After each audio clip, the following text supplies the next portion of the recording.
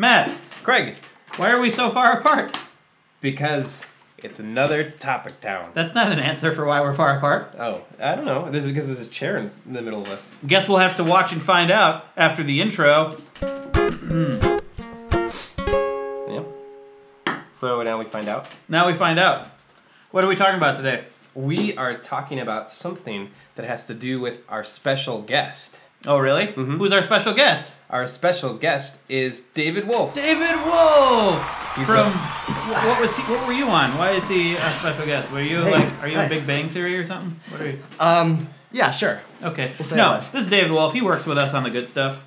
He does editing and shooting and audio, and we all do everything on the show. So, yeah. But what brings you with us today to talk? Why am I here? Well, let's start off. I want you to tell me a story, David. I'll tell you a story. When you were 8? In eighth grade. In eighth grade. In eighth grade, I was hanging out with one of my friends, and he had to do some laundry or something. Mm-hmm. So he started folding a T-shirt, and he was telling me how he folds his T-shirts. I know, really interesting stuff for an 8th grader. Mm-hmm. But it was a slow process he was showing me, and I was really entranced by what he was doing. And I was kind of almost lost in it. And he was going it step by step, kind of talking about it slowly. And when he was done, I actually asked him to show me again because there was this weird sensation kind of happening in me, and I couldn't understand what was going on. And he's like, "Oh, sure." So he did it again. And then you pretended that you didn't understand. Yes, yeah. I totally pretended. I was like, "Wait, hold on, wait, I don't understand."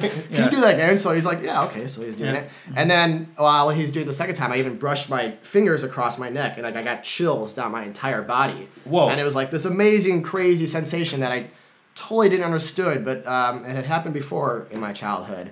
And I think, I had him do it, one more time almost, just because I was like, oh, let's, see it again. Kind of weird. Did he ever catch on? No, I had no idea. He really likes how I fold it. Yeah, right. I'm really good at this. I had no idea. I didn't really know either. But so, what was going on? Why did you have him refold those clothes? And it was a sensation that I just wanted to experience more. And it was something going on in my head where I was in this trance-like lulled state of complete calmness, but also really aware of kind of what was happening. My brain was kind of everything was kind of shooting off, but it was extremely calm. How many drugs were you on at the time?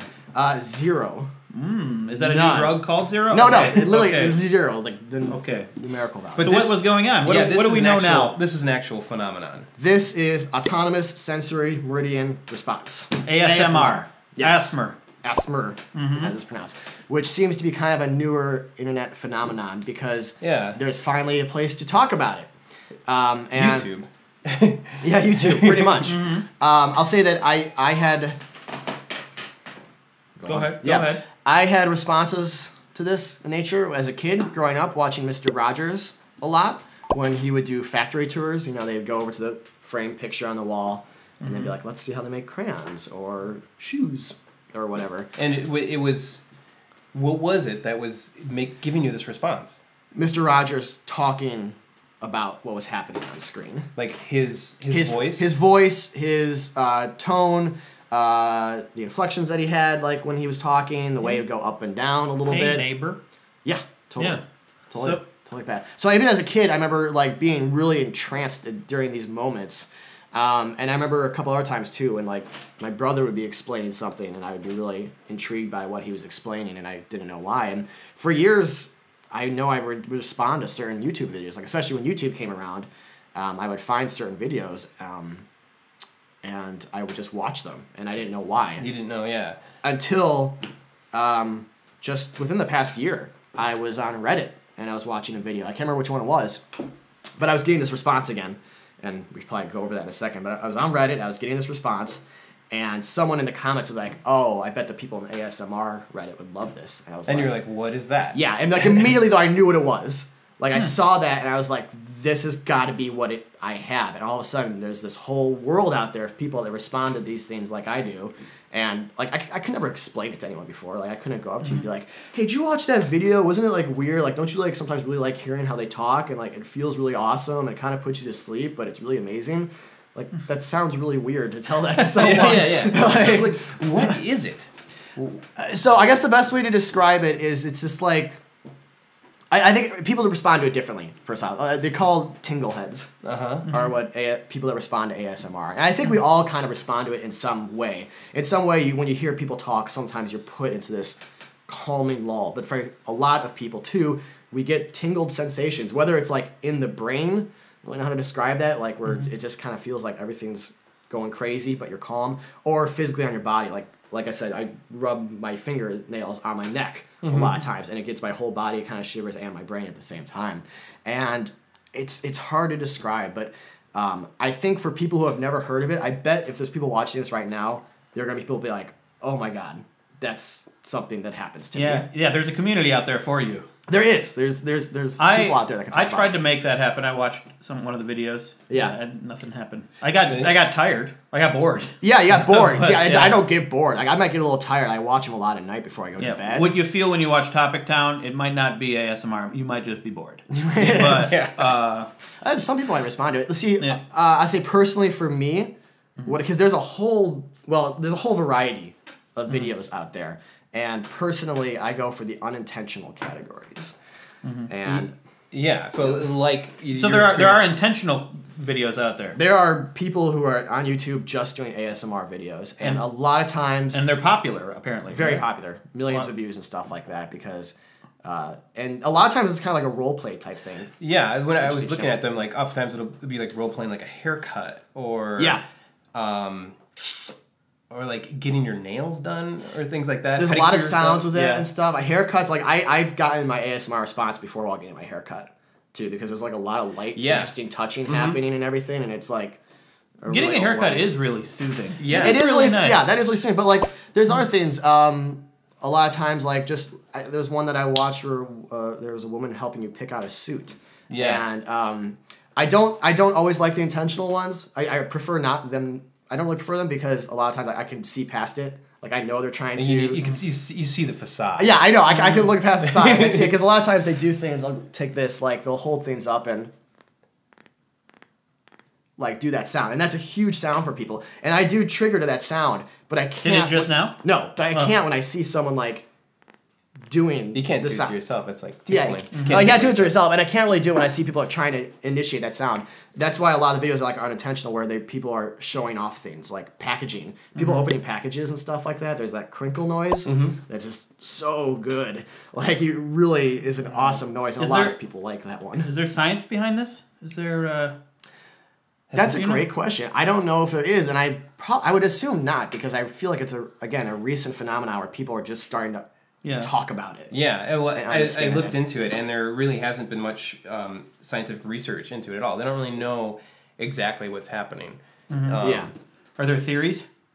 I don't think there is really any theories, like no scientific theories, because they haven't really looked into it at all. I mean, what was the point before? Because probably no one ever talked. Like I said, a few years ago, no one would talk about it, because what would you say to your friends or your other colleagues? Like they just think you're a weirdo. Yeah, pretty much. I mean, from when I was doing my research on this and listening to some of the like biggest ones for me was like when people rub the microphone, and you'd be listening with your headphones and like the panning itself. And for me, what it seemed to be triggering was like the idea of somebody like being really close, like it felt like tactile when like somebody would like be. It felt like somebody was there. It felt like a presence was there. But is that ASMR or is that just normal human response? Like if something sounds close, it feels close. But it was more than just feeling like somebody was close. It felt like comforting and like really relaxing. And I will say that I don't get ASMR moments too often with people around me.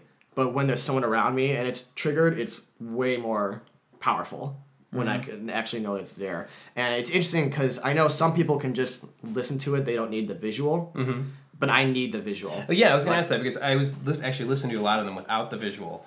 Doesn't. But you mentioned stuff about like people doing stuff with their hands. Yeah, I like seeing people just kind of work things and like just do things with their hands, and I like knowing where that sound's coming from. So if I can see something being opened or worked on or something like that, I can visualize and I can hear it, and that's what really triggers me. Do you think you could instill ASMR to someone watching now? Oh gosh, I don't know. I'm not an ASMR artist, as they call it. but like again, it would just ASMR artist. It would just be this literally might do it for somebody where you can go from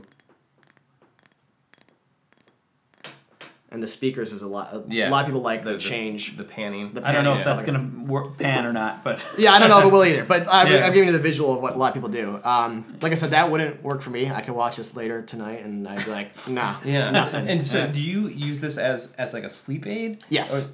Definitely. It helps you fall asleep? It helps me fall asleep, and during the day, I'll do it too. If I'm like editing at home or something, I'm just kind of stressed out. I'll be like, okay, let me just go to a couple of my favorite videos, put them on, and I'll just sit there and like, I'll just have a complete blank expression on my face. And it sort of like relaxes you. It's like totally a stressor. Yeah, totally stressor. Yeah, that's the way I kind of felt when I was, it didn't necessarily make me sleepy, but it like the mic rubbing sort of thing was like really like, it felt like a massage, like something like there was like fingers in my brain. Well, they call like a lot of people call them either like a brain massage or like a brain orgasm. Yeah, like it kind of just depends on how you react to it. But I read that they don't like it being called a brain orgasm because they don't.